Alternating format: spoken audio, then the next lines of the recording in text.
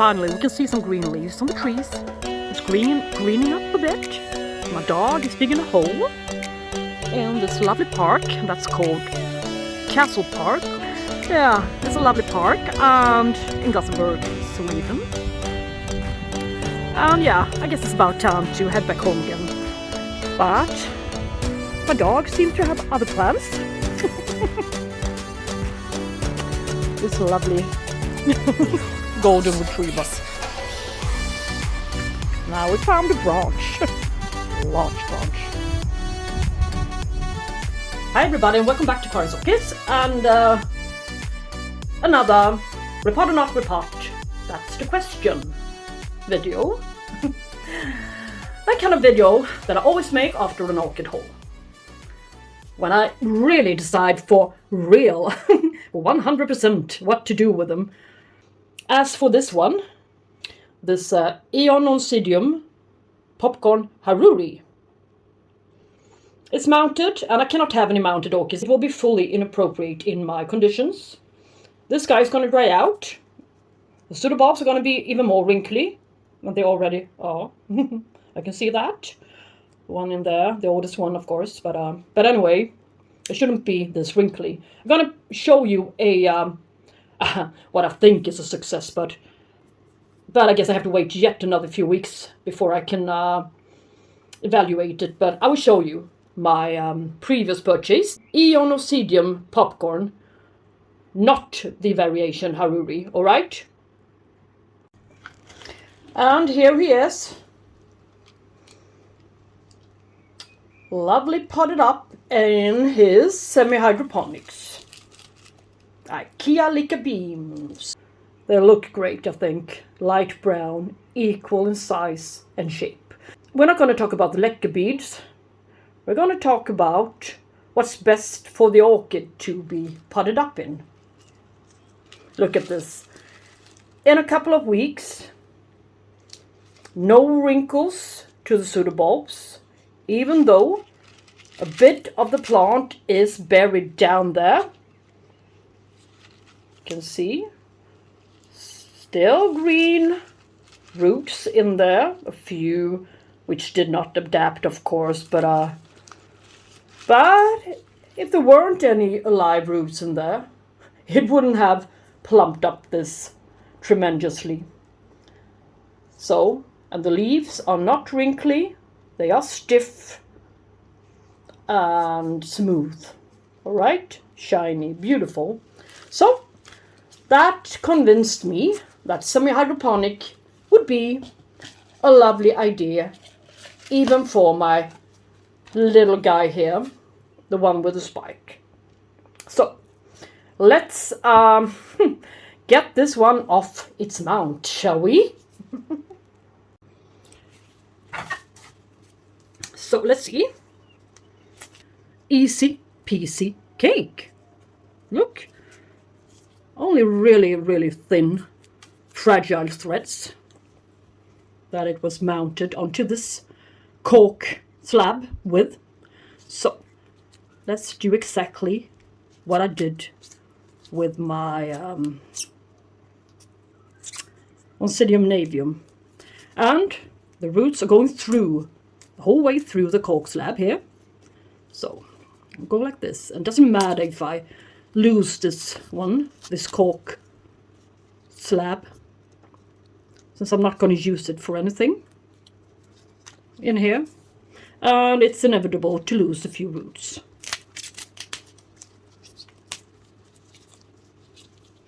And if this plant is vigorous enough, as vigorous as I think it is, it will recover from a few root loss.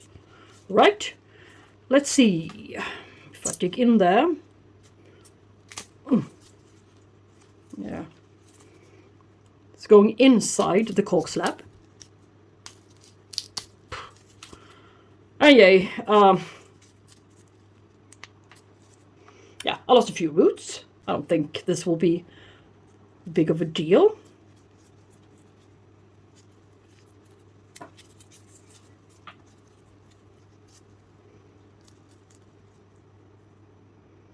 Okay.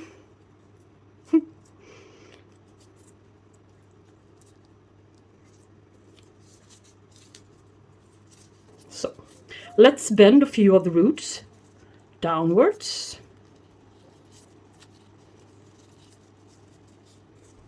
Like this.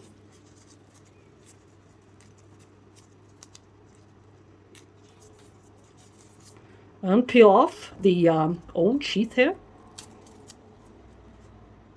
Okay. These climbing ones are not easy to work with, but it's doable. And the semi-hydroponic is going to give this guy a bit humidity at the base.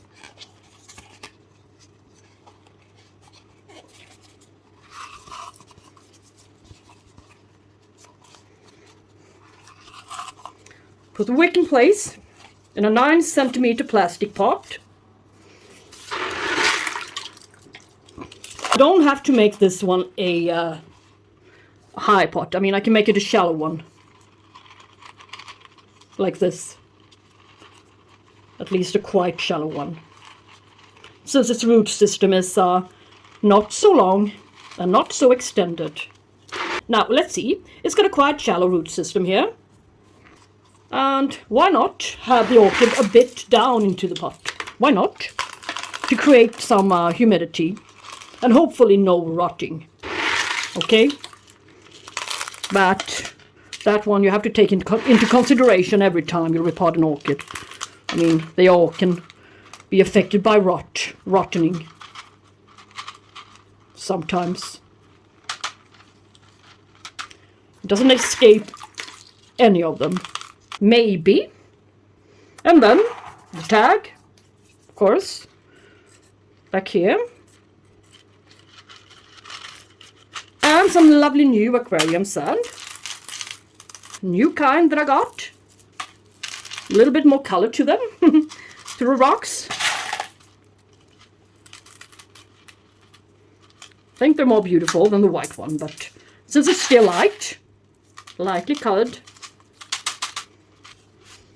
So now this guy is kind of, sort of, repotted. And perhaps I can put a stake to it to separate it a bit and give it some more stability, like this. Okay. So, cut it off. And I'm going to use this one, this outside decorative container. Yeah, and I'm going to add some water immediately to it. And now jump quickly over to my Epicattleya, Rene Marques flamethrower.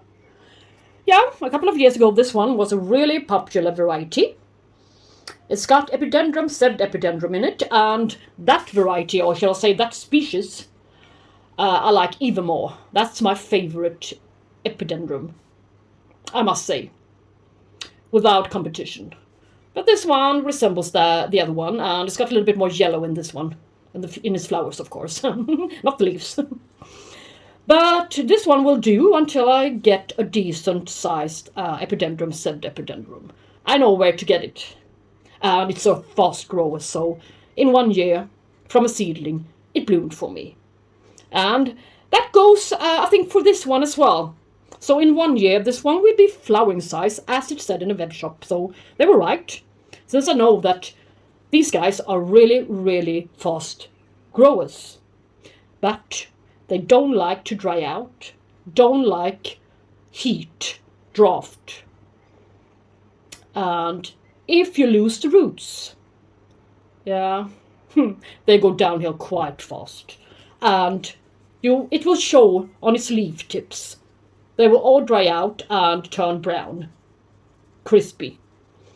And it's really difficult to recover them. I got some experience from that, unfortunately, but, well, now at least I can practice it.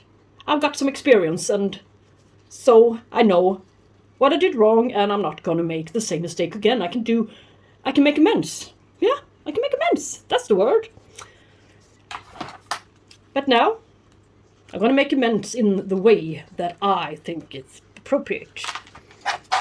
I'm going to put him in semi-hydroponics. Look, if cared for well, it will get this kind of expansive root system. Yeah, when it bloomed for me, my last one, it was sitting in a mixture of bark, sphagnum moss, perlite, and coconut husk fiber chips. But I repotted it, I think, in the wrong time or in the wrong season. Or no, I moved it. I think that was the whole failure in my growing on this guy last time. I switched position to a more sunny one and more dry one, and that took the plant. Yes, lovely root system. Some of it will perhaps not adapt, but I would try it out. This one is a quite common one, and I can replace it if this doesn't work. But I mean, that's a risk you're taking every time you buy a new orchid. All right, at least when you repot it, or if you don't repot it. Since I'm always a thirsty guy, and it doesn't like the strong sunlight, as well as it prefers a bit of humidity. I think this is a nice way.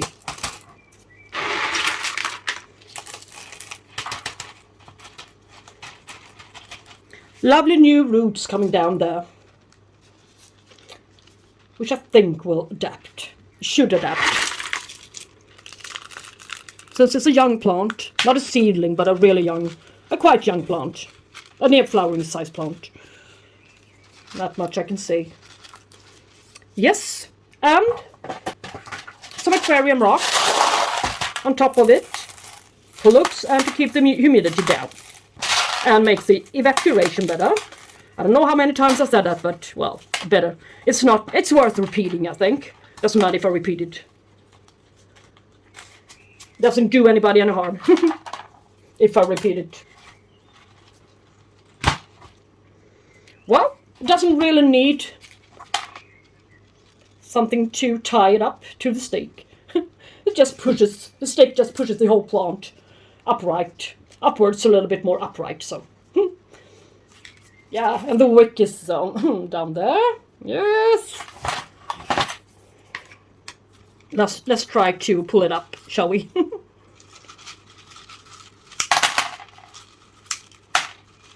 The second time it happens to me. But it's okay.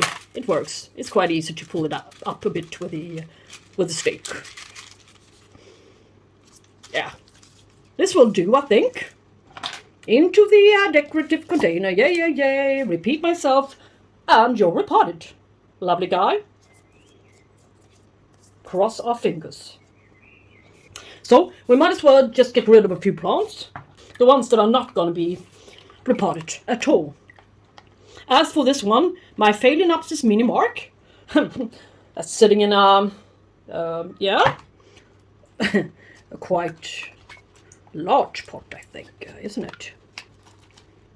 I think it's okay. There's no need to fuss around with it. I mean, for what purpose? The roots are green. The media seems decent. There are actually 2 plants in here. One day I can split it up and sell one, or perhaps give one away. So thank you for 2 plants, Wichmann. But this one is going into my living room. Yeah. So away you go, baby. Yeah, this little Cattleya Gaskelliana species makes me wonder why I got rid of my old one, the one that flowered so what shall we say, reliably every year since not since I got it, but since it was mature enough to produce blooms. But I know why I couldn't keep it. The scale took it and it dried out and the canes were leaning to the sides, almost broken. There was no way that I could keep it, all right? I just have to convince myself that I made the right decision. But yeah. It saddens my heart. since as a few of you probably have seen, it's my avatar, my logo for my channel, Cattleya Gaskelliana. So, why couldn't this one have been a bit bigger? Alright, €17. I would have thought it would be a bit bigger. Well, not much to do with this guy. No point in repotting it. It will only disturb it. So it can sit here for 7 years. No. Yes. This one. This one was also a disappointment, in a way. I mean, this one is not a flowering size orchid. This Angraecum Veitchii. It's a medium-sized orchid, not even near flowering size.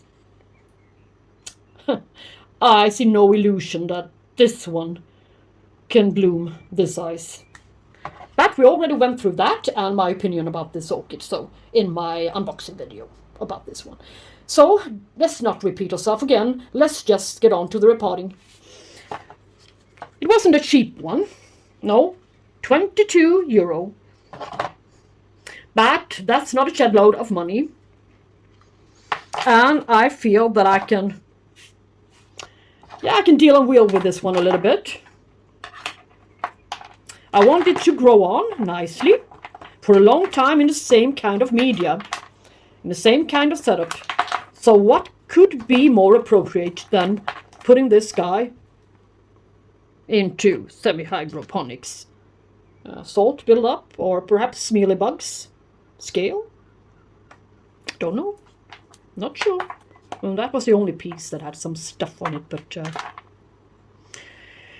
I see scale on everything these days, but yeah. But I don't find it strange.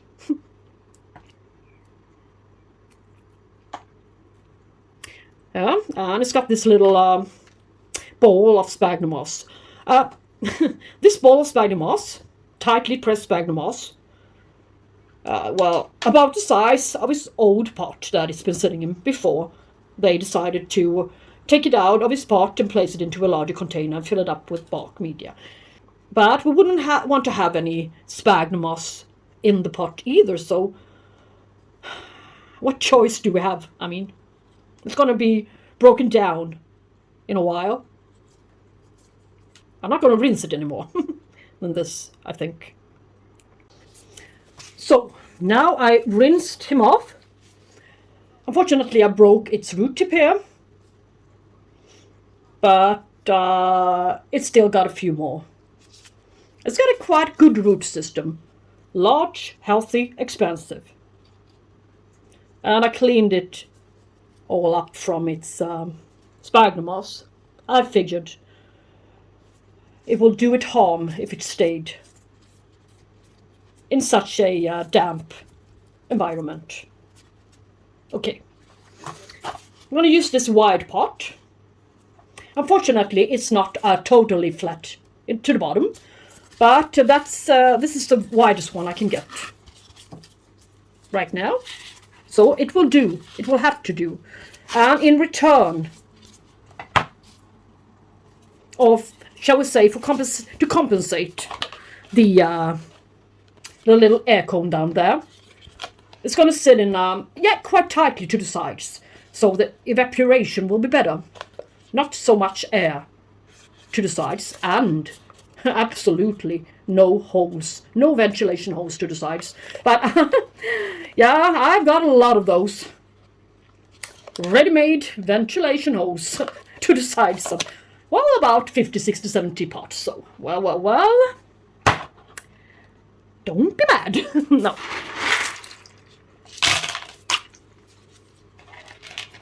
So let's see if this one can adapt better than my large Angraecum Tomorrow Star did. Since it's still a quite young plant, it may have a better chance.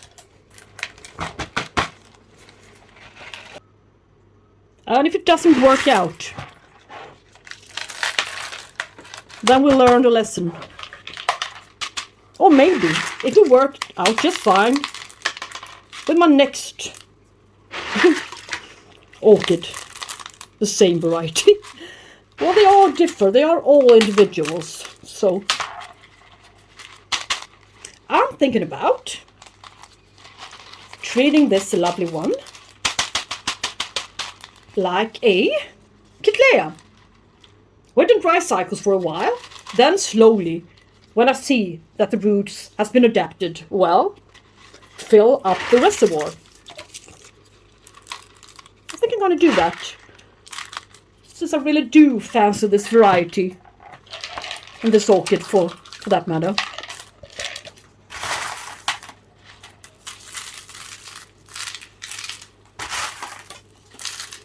Yep.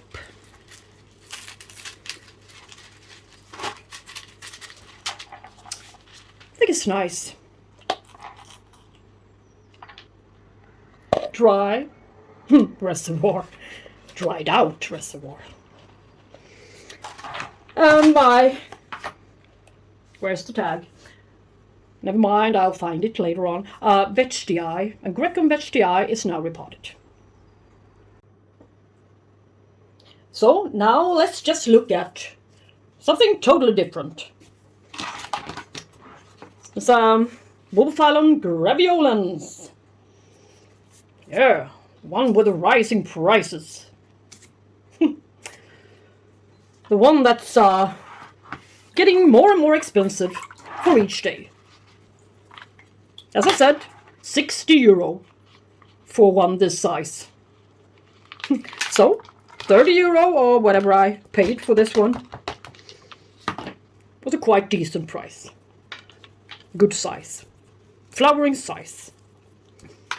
And its roots are really, really long for being a Bulbophyllum. And they're really sturdy as well. Yes, quite dense. This is nice. So I would just rinse the orchid a bit and get back, of course. So let's continue. Some coconut husk chips. I sorted out the the less chunky pieces. The more soil-like part of the media. Yes. And I want to have some sphagnum moss into it. And I would like to cut it. Small pieces, like this.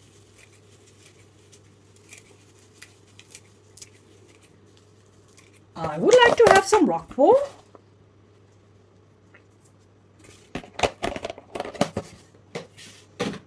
I would like to have some perlite. Large pieces on top. Shake it a bit. Large pieces will automatically put themselves on top here. Let's see too that the strands are not strands anymore, that they're cut. Mix it up. This media feels great to work with. Really great. And since this one has got quite long roots, and this one is, as it should be, a shallow pot for it. Bulbophyllums should have shallow pots. That's my opinion, at least. I don't have to have any leca beans or packing peanuts or anything of that sorts to the bottom to make it a smaller pot. And it's it's in it really is a little bit in growing stage, so this one shouldn't fail. Look, a few new roots coming out, so yeah, I think it will be perfectly fine. Otherwise, normally Bulbophyllums are not so fond of being repotted. Yeah, it takes a while for them to adapt. That's why it would be really, really fine, really nice to be able to use semi-hydroponic for them. But since the top of the pot will get to dry, even with some aquarium rocks on top, I think, I will have to stick to an organic media. And see too that the pseudobulbs are almost covered. No, not covered, but at least the base of the pseudobulbs should be covered enough. This one is a rarity. You wouldn't want to lose this variety. Not for the world.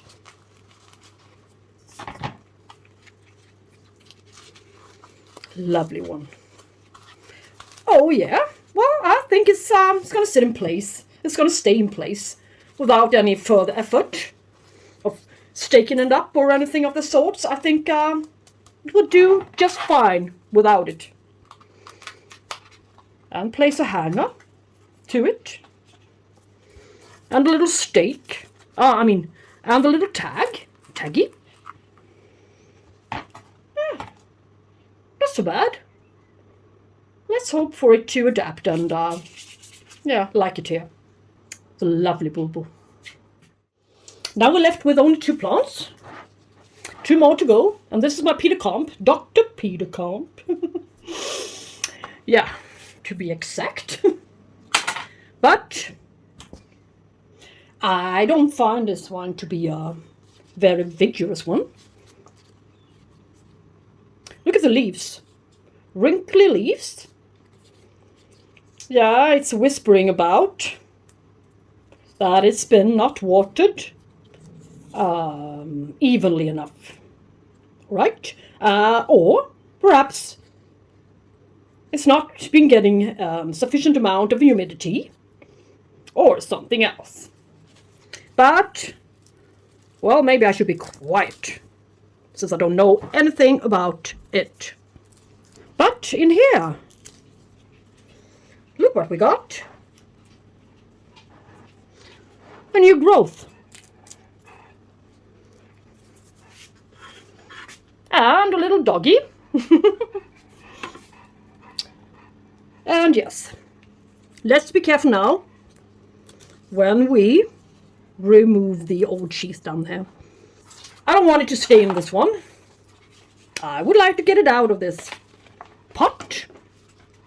So, as you can see, and I think you understand why I want to get rid of this media, I get back to you. So, lousy root system. Really lousy root system. And I have not yet even cut off the the dead ones. But the good part is that it's producing a new growth here. They usually produce quite a lot of growth down there if something fails. You got a few eyes down there on its latest, previous pseudobulb. And this one will probably also perform in a bit. So I'm not worried about this plant's future, since I can see some future progress that's going to be. But this is what I don't like. Yeah, it's wrinkly and it doesn't seem to have any viable roots. So what's the point in keeping this one? No, it got one viable root perhaps. No division worth keeping, so now it's a better plant. And I'm not worried. A lot of guys would have advised me of cutting off the flower spike in order to save the plant. Do you know how many plants I have in bloom right now? In a dry apartment in Gothenburg, Sweden, in the northern hemisphere? Yeah, you're right, not many. This is a really uncommon sight for me, and I would like to look at it as long as possible, since I know that there's not going to be any harm to this orchid. New growth, a new future, a new life. All right? I can afford to let it bloom. Even though it's in a, not the best of state, but I've seen worse. So, not much left, even less. But, see, there, can you see that the root is branching? This part is out of the question. Throw it away. This pot is better suited for it. to start with at least. A little wick, of course, not to forget that one. And fill it up with leca beads. Where's the growth is to the left. And yes, I think it's a lovely sized pot. And soon I guess there's going to be some more new growth to this sort of bulb. This one. I will save some space here to the right. But just a little bit. Since I don't know, but I can just assume. Knowing and assuming is, yeah, for me it's two totally different things.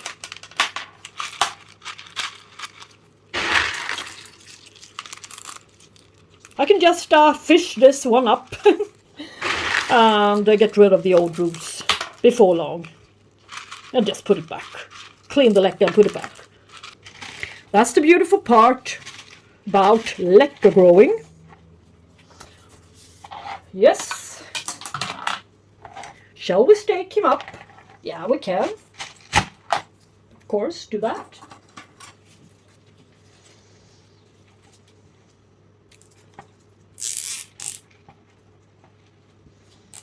For a while. Little tuggy.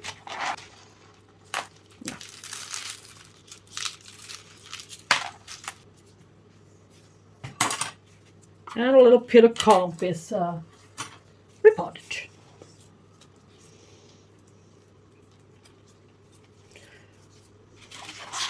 And let's tie the beautiful flower spike up so we can enjoy it a bit more before they fade totally.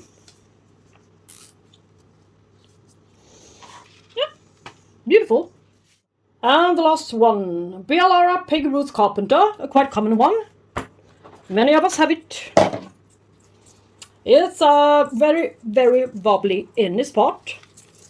And it's showing signs of some new growth here. Yeah, that's about it. I might as well just take it out of his pot like this. It didn't matter if I forget to pre-wet it. It just came straight out of his pot. And a dead pseudobulb here. Yeah. Some ugly sheath to be taken off, peeled off.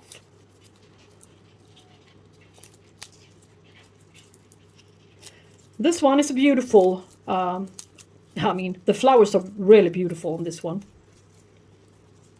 Cannot blame the orchid for being so, orchid itself for being so beautiful, but at least the flowers should be. If you're lucky enough to see them. And of course it's almost two pieces in here, but I'm not going to separate them. No. No way. But it's a good candidate for semi-hydroponics, since it's got bad roots as well. No live root tips whatsoever. We shall see what color they turn when I wash them. Yeah, lucky me. What shall I say? Lucky us. The roots really are alive, even though they seem to be quite ugly looking, considering the coloration of them. But they're actually a little bit branching here and there in places. And this one could be a little new growth as well. A bit twisted and deformed, but, well, still a new growth. And with a new growth, it means some new roots. Some new root growth. As well as this one is going to produce. It started to produce a few little thingies down there, but it's going to take a while. But I think these guys are going to die off, but doesn't matter. See in here, nothing. Yeah, okay. And the little pot that I'm going to use, yeah, I reconsidered it, So it's going to be a 9 centimeter pot. You never know what's in the pot. I mean, if it had a expansive root system, I would have chosen the larger one, of course. In most cases. But this one is going to save some space for me for a while. That's going to be fully enough. Then I can make the water reservoir a bit higher. Even. So, down you go. So,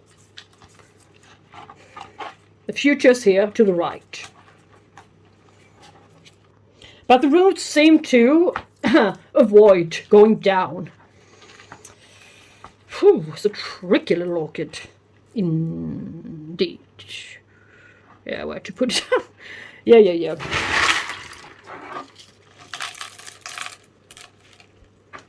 Yes, to the middle. I think we're going to place it into the middle. New growth here, new growth there. That's why. And if my triple stand wouldn't fall over all of the time, yeah, it would be a relief. I wouldn't like my beautiful new cell phone to be down there on the plant, which it tried to be for a couple of times now. This one should have had about 12 months to, at least 12 months to flowering size. I got it as a really young plant. Is that a young plant, whatever, in German? So, I think this one is a decent sized one for being a young plant. I think this is almost blooming size. And now it's even repotted. Hey, a lot of progress today. And it's going to do great in here. I can almost assure you that. So, no stake needed. All the Wichmann orchids that I purchased has now been dealt with. So, you know the drill. If you like this video, please give it a thumbs up. And thank you so much for staying the whole video through. All the way to the end. Yeah, guys, thank you so much for watching. And I hope to see you next time, of course. Take care. Bye-bye.